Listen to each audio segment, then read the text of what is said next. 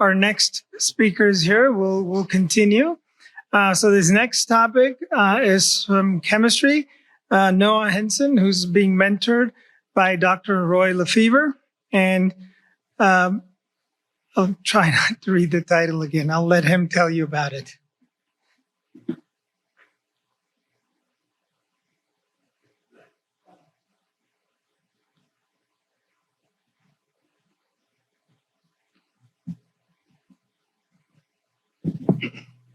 Hi, my name is Noah Hinson. I'm a Bakersfield native and have lived here all my life. I started my higher education journey in 2018, where I started at Bakersfield College. I earned an associate's degree for transfer in biology and chemistry. I transferred here to CSUB in 2023, and I'm set to graduate in May with a bachelor's in chemistry. I'm currently awaiting decision letters and hope to get into graduate school where I can continue my education and get a PhD in chemistry. So my research project is the subcritical CO2 extraction and purification of the molecule marubin. Marubin, as seen here on the right, is a diterpenoid compound. It's composed of 20 carbons. It is made from the isoprene subunit seen here on your left. The isoprene is made by all forms of life, and it has a total of 5 carbons. Terpenoid compounds are all made from isoprene, so the amount of carbons in each molecule come in groups of 5. So 5, 10, 15, 20, 25, and so on. Hemiterpenes are made from 1 isoprene unit. Monoterpenes are made from 2. Sesquiterpenes are made from 3, and diterpenes are made from 4, and so on. The objective of my research is to ascertain the marubin content of the different plant materials, leaf, stem, and flower of the white horehound plant, and also to accumulate as much marubin as possible so its mitocidal properties can be tested against a Varroa destructor mite that causes bee colony collapse disorder. And before I get into my research project, I want to talk more about bees and their importance to Kern County. So this graphic shows the life cycle of the honeybee and all the jobs that they do throughout their lifetime. On day 1, the egg is laid, and around day 10, the larva gets to its biggest size and the cell is capped. It then pupates into an adult bee, and around day 22, the worker leaves. And just like young children, the first job we learn is to clean our rooms. So the adult bee does the same. It then moves on to babysitting duty or nursing the larva, where it cares for the developing brood. Around week 30 or day 32, a lot of wax starts being produced by the abdomen, and so the bee goes on to being a builder, where it builds more cells to expand the hive. Around day 40, the bee does defending duties, where it protects the hive for about 3 days, and then after that, it goes out and forages for food. If any of these steps are interrupted, it can cause the colony to collapse. And so for this to work well, the health of the bee is important. So why this is important is that Kern County, we grow a lot of pistachios, almonds, and a lot of citrus. And each one of those types of crops contribute about $1 billion each to the economy. Honeybees alone make about $100 million. They produce about $13 million worth of honey, about $3 million worth of wax, and the money they make from pollination is about $82 million. All of this is at risk if the honeybees aren't healthy. This is why researching colony collapse disorder is so important. There's a lot of things that contribute to colony collapse disorder. It was discovered and noticed in the late 1800s. And around 1960, it was called the bee disappearing disease. And so it's been researched extensively. Things like invasive species, pesticides, air pollution, viruses, and mites are one of the major contributors. The one that I'm going to focus on that has to do with my research is the Varroa destructor mite. It brings viruses and also weakens the bee immune system, which makes them weak to regular viruses that they would normally survive. How the varroa mite enters the hive is interesting. It's sort of like the chicken and the egg argument. It's like, how does it start? There's two ways for a varroa mite to enter. One is it can walk from hive to hive. In the wild, this normally wouldn't happen, but because we use bees to pollinate crops, all the hives are usually loaded on a truck where they're right next to each other. And when they're delivered to a field, they're just left right next to each other where there'd be groups of hives. So even though the mite is blind and deaf, it uses smell and can walk out of a hive and just walk into a neighboring hive that's just a few feet away. The other way for the varroa mite to enter is being carried in on a bee. So how this happens is that bees can sometimes get lost, and when hives are really close together, a bee can enter its neighboring home, where it's not really their hive, it's just a neighboring hive. It could then get a varroa mite that walks onto the bee and then is taken to the home hive. The other way that this happens is that bees will also steal honey from weakened hives. So if there's a hive that's infected with varroa mites and is dying off, bees will go into that hive and steal honey from it, then picking up varroa mites, which are then taken to the home hive. The life cycle of the mite starts with when the mite is entering the hive, it will try to look for a brood cell that's ready to be capped with a large, fully grown larva. While the cell is capped, the mite lays its eggs. The first egg is unfertilized, so it produces a male, which hatches first. The rest of the eggs are fertilized, which produce female mites. They then mate, and the male impregnates all of the female mites, which feed on the larva as its pupates. When the adult hive leaves the cell, it is weakened because the mites have been feeding on it the entire time. The mites will then keep feeding on it throughout the life of the bee. This life cycle in the summer is the quickest and can be repeated every 10 to 12 days. And one mite will reproduce 2 to 3 times within its lifespan.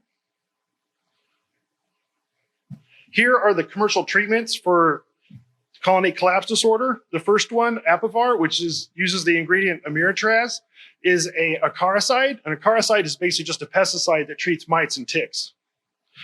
Formic Pro uses formic acid. This is a defense chemical that's produced by some ants. Oxalic acid is a plant defensive chemical that is found in high concentrations in spinach and also almonds. Apigard, it uses the molecule thymol, which is a monoterpene found in the extract of thyme, the herb thyme. Hopguard, it uses hop extracts, and its molecule is a sesquiterpene. Now, the very top one is the most effective, the Ameritraz, the Apivar. The only problem is that it leaves a residue that's found in the wax. So the products that are produced by bees that are treated with this are no longer safe for human consumption. Formic acid, it's a very small molecule, and when it's used to treat bees, it can actually penetrate the capped cell and it will treat the mite on the brood, but it also causes brood loss and can even cause queen loss. The strong smell from the formic acid can actually cause the bees to get agitated and swarm and leave the hive, which is what you don't want. The oxalic acid, though fairly effective, is extremely dangerous to use when you treat the bees. The fumes that are created during treatment are very dangerous to humans. The bottom two, Apigard and Hopguard, are the least effective, but they're the safest. But the downside to this is that they're not as effective and multiple treatments may be required. So where does the marubin come from? The marubin comes from the plant Marubium vulgare, the Latin name which means common bitter juice. Marubium, which comes from the Hebrew word marab, means bitter juice, and vulgare in Latin means common or well-known. The white horehound plant is in the family that regular mints are, and regular mint plants produce monoterpenes, which give them their significant smell. The white horehound plant produces a diterpene. Where this plant originates from is North Africa and the Mediterranean, all the way into Europe. It's not native to Kern County. The area where it grows native on the other side of the globe is arid and with alkaline soils, which is the exact same kind of land we have here. So how come we have an invasive species in Kern County? Well, how this happened was that the Basque people from Spain brought their sheep when they immigrated to Kern County, and the seeds from the white horehound plant were transplanted on the wool. The Basque people settled in the Carrizo Plain where it grows naturally now. If you ever driven to Pismo or went to Morro Bay, you've driven by white horehound. It grows on the side of the road everywhere. Where we collected it was the southeast corner where 166 enters the Carrizo Plain. We went in around April last year and we collected a couple garbage bags filled with plants. We then put it in the hood and let it dry for a couple weeks. The weeds and the grasses were separated from the dried plant, and then the plant's material types were separated, leaf, stem, and flower. So how the extraction process starts is that we take dried material, we then ground it up in a cheap coffee grinder you can get on Amazon until we had the fluffy, what you see over on the right. 50 grams of plant material was placed here in the process vessel. Valves 2 and 3 here and here are closed. Valve 1 is open where CO2 can come into the system. The CO2 gas is chilled by the chiller and turned into liquid, which fills this part of the circuit. You can actually see the liquid CO2 in the sight glass. Valve 1 is closed. Valve 2 is then open so the liquid CO2 can drain and fill a process vessel. This cycle of filling and draining continues until liquid is filled the process vessel and no longer drains out of the sight glass. Once that's achieved, I then close valve 1, open valves 2 and 3 so the circuit can circulate. And the heater switch is turned on, which controls the heater switch valve right in the middle. You can see the diagram. How this works is that the heater switch needle valve opens and lets liquid CO2 drain from the process vessel into the collection vessel. The collection vessel is heated, so all the soluble compounds that have been taken by the liquid CO2 are left there because the collection vessel is heated. The liquid CO2 turns into a gas, dropping everything it's taken out of the plant material. It then goes up the circuit to the chiller where it's turned into liquid again and rains back down, and the cycle continues. So what our extractions are using a liquid CO2 that is turned into a gas to help separate the extracts out of the CO2. If we could do this in the supercritical fashion, we need a little bit more pressure than what we're doing. So we're doing around 900 PSI. For it to be supercritical, I need 1071, and it's got to be a little bit warmer than room temperature, about 86 degrees. Our extractions run for 96 hours. That's 4 days. And I get a couple grams of extract every time. If I could do this supercritically, because supercritical fluid acts like a gas and a liquid at the same time, the extraction time would be less than 2 hours. Here is a bunch of pictures of successive leaf extractions. The orange color you see here is a carotenoid, which is an accessory pigment that helps absorb more light for photosynthesis. These extracts were about 30% marubin. Why there was decreasing returns, I will get to in a minute, but there's a cleaning procedure that's done after every run. And for some reason, after about a dozen runs, it gets where there's almost nothing in the collection vessel. Here we have the flower runs where it started off really well, but towards the end, I got to where there's almost nothing. And at that time, I would run multiple cleaning procedures, which seemed to fix it, but I was still getting the same problem after successive runs. The consistency was more like honey, and the marubin content of these extractions were about 10%. Here we have the stem collection. I got just enough runs to get data for my research. And the fourth run, I got an anomaly. It looked like it started well, then all of a sudden stopped, and it has a lot of green color. I'm assuming that's chlorophyll. After that run, it would no longer give me any more collections at all. So something was wrong. And so we sent the little buddy in for service.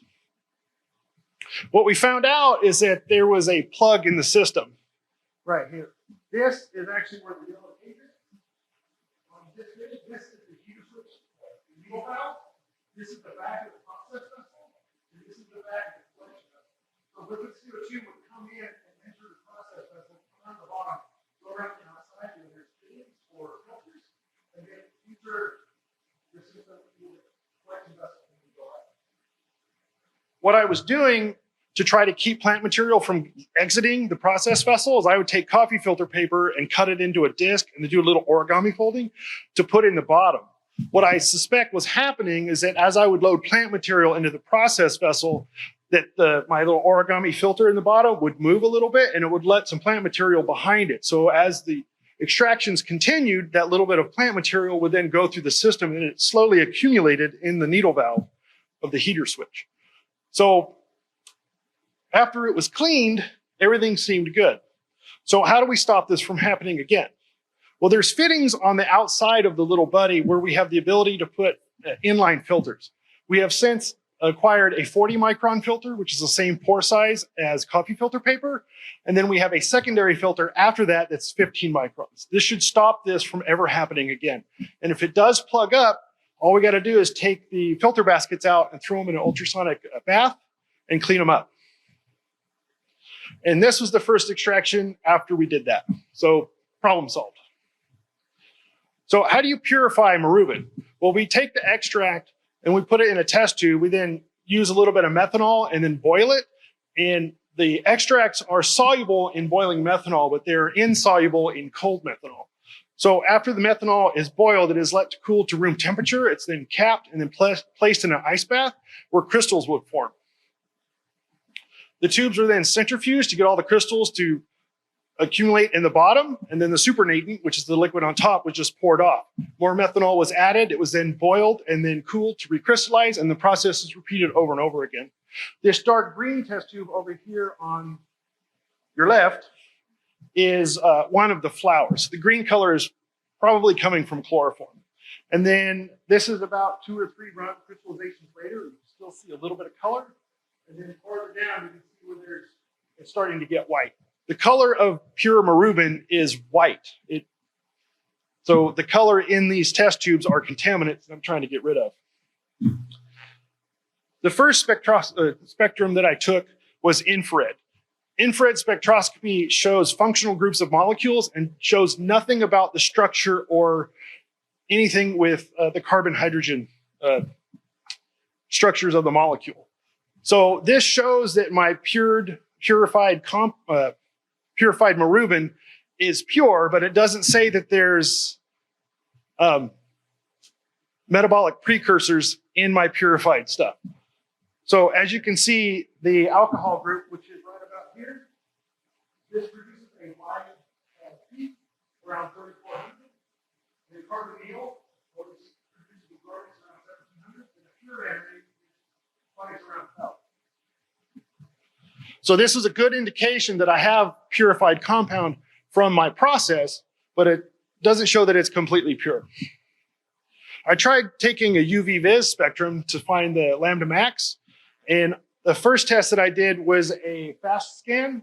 It was fairly quick, and I got one data point, and I was like, there should be more than just one data point. So I ran a slow scan to get better resolution, and what I got was noise. And what I found out after doing some research, the solvent that I use, chloroform, to dissolve the marubin also absorbs at 235. So that was a big problem. You can't really get any absorbance if the solvent's absorbing everything. Literature shows that the lambda max for absorbance is around 215. So to show that I have purified marubin, we ran GCMS and ran our samples through GCMS. What I have here is the spectrum of the ions of how the marubin is turned into confetti.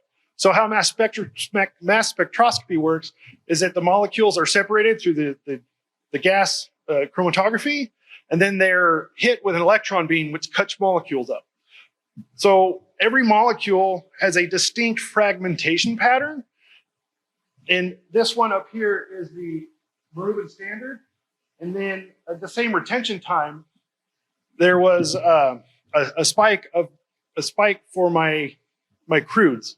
So the crudes are a mixture of compounds. And at the same retention time that I had for my standard, I checked the ion breakdown of my crude, and this shows that they're the same. And because they're the same fragmentation pattern, it's the same molecule. So that I know I have marubin in my crude extracts. The highest tool for resolution is nuclear magnetic resonance. And how this works is that a radio signal is bombarded into a sample in a magnetic field. What this does is it shakes the nuclei of the atoms, and when they vibrate back to their normal state, they release another signal which is measured. This shows the location and structure of the molecules in my sample. If there was any kind of contamination that was different at all, any kind of variation, I would get a bunch of different signals. So the spectrum here are the ones that were produced here, and this is a table from previous research. The most notable places to check to make sure that everything is matching up and I don't have any contamination are the furan ring over here, the carbon hydrogen, the carbon here, they're connected to oxygen, 69, and then carbon 19.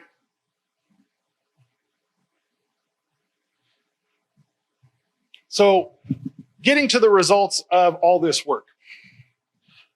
The subcritical CO2 extraction showed that there is at least 1% of marubin in the leaf material, about 0.4% of marubin in the flower, and about 0.1% in the stem. The liquid extraction didn't show the same amounts, but it does show similarity between the leaf, the flower, and the stem, showing that the leaf had the most marubin, the flower had the second least, and the stem had the very least.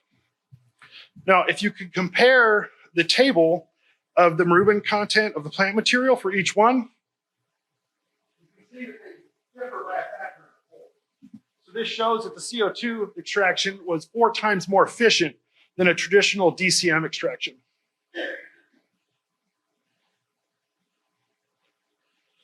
So now I want to lead into the biosynthesis of marubin and where it's actually made in the plant.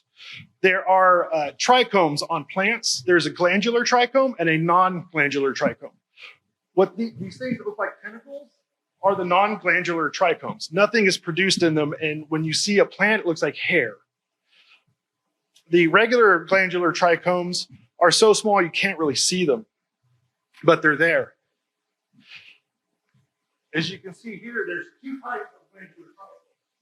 There's a big one that doesn't have stalk, it's like a balloon. This is a deltate glandular trichome, and the ones that have a stem is all on top are the capitate. The capitate trichomes are the ones where marubin is produced.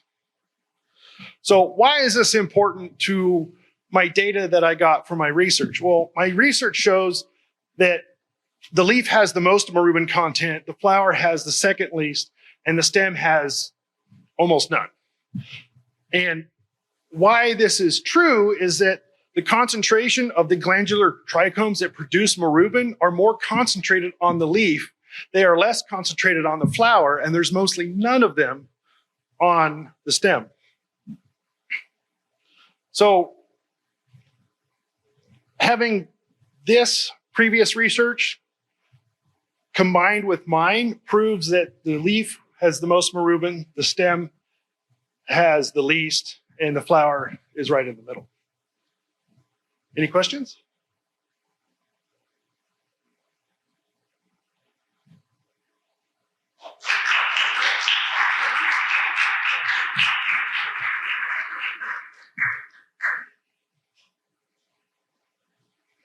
Thank you, Noah.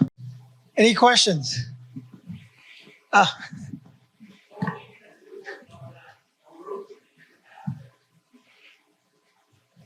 Okay, so the whole point of marubin and investigating the marubin was that it's the molecule is very similar to Hopguard, which is used to treat the Varroamite destructor, which treats colony collapse disorder.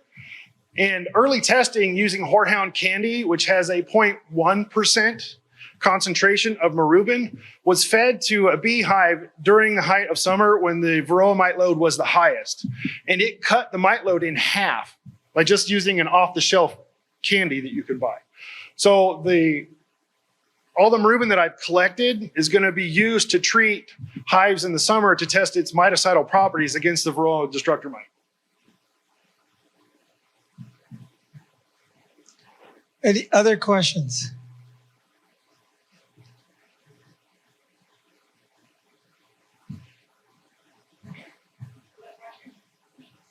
What? I had no idea had anything to do with bees. I was looking for research and I was talking to all the professors and see what was available. And I heard about Maruban extraction and purification using CO2. And I was like, oh, I'm going to do that. And then I found out it was really important to Kern County. There's $3.2 billion of revenue that's at risk if bees aren't healthy, which to me is just insane.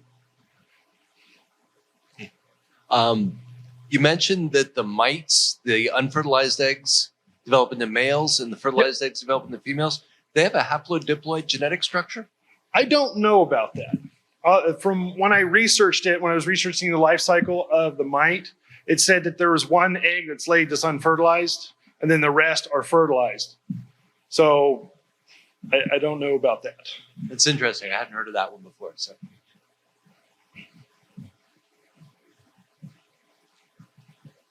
Do you know how you're going to, because you said you got the Maruban, well, not you, but they got the Maruban off the shelf and they gave it to them as some like candy. How are you going to give your purified Maruban to these bees to follow out? Like how am I, the delivery method? Yeah. Okay, so the Whorehound candy is stuff you can buy. The Ricola cough drops, Ricola, they have Maruban in it.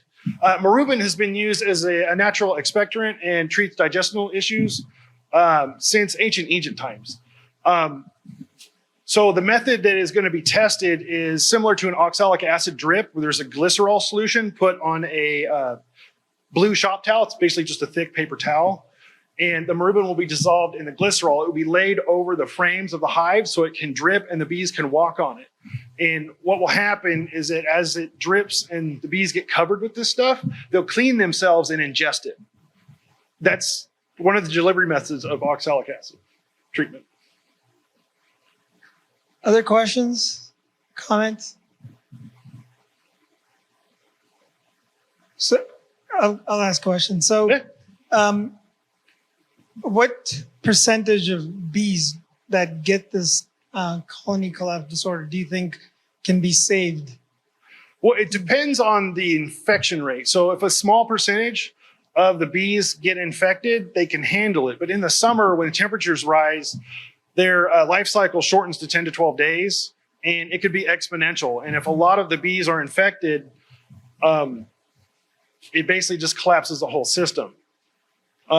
The mites, I believe, are native to China, and they've migrated over. They're kind of everywhere now, and so they're a big problem. Once they start infecting a hive, it easily gets out of control. And if nothing is done to treat the infestation, it's deadly. Okay. No other questions or comments? All right. Thank you. No, that was great.